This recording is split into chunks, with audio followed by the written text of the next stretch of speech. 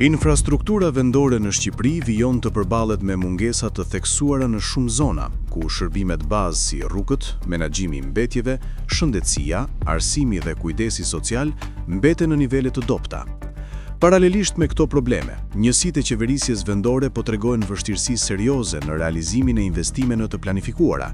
Sipas të dhënave nga Ministria e Financave, gjatë vitit 2025 u përdor vetëm rreth 60% e fondit të investimeve, duke lënë pa shfrytëzuar afro 29 miliard lek.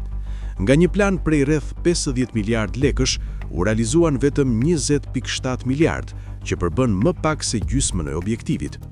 Investimet e kryera janë përqendruar kryesisht në projektet e rindërtimit, veçanërisht në Tiranë dhe Durrës, duke lënë pas dore sektor të rëndësishëm si infrastruktura rrugore, ujitja dhe zhvillimi ekonomik lokal.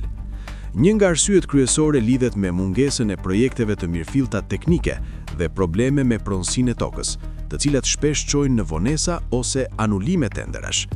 Gjithashtu, shumë bashki nuk kanë staf të kualifikuar si inxhinier apo specialist prokurimi, duke ndikuar negativisht në zbatimin e projekteve.